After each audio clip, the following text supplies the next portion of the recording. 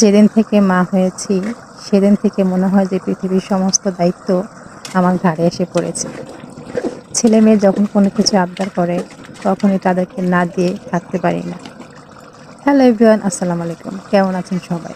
চলে আসলাম আজকে একটা রান্নার ভিডিও নিয়ে। ওই যে বললাম, মা হয়ে থেকে গেছি।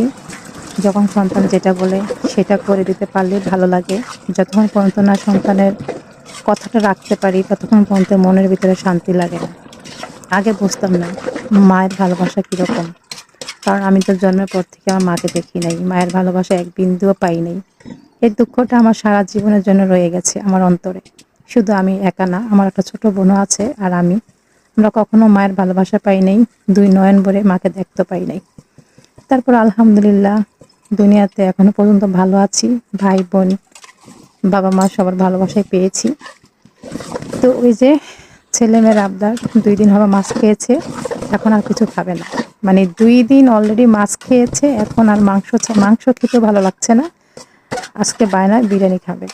তো ঘরে সামান্য কিছু মাংস ছিল, মানে চিকেন ছিল।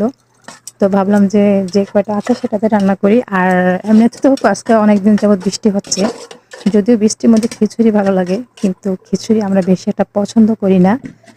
বুনা খিচুড়িটা পছন্দ করি, তারপরেও আমার ছেলে মেয়ে ততটা পছন্দ করে না।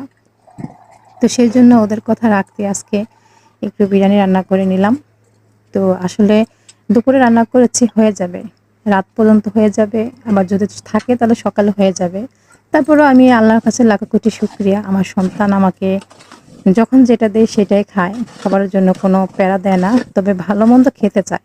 কিন্তু খাবার দেরি হলে কখনো আমাকে, মানে আমার সাথে রাগারাগি করে না যে খাবার কেন দেরি হইলো বা কেন এখনো টাইম মতন খাবার দেই না। তো এই দিক থেকে আলহামদুলিল্লাহ আমার সন্তান অনেক ভালো।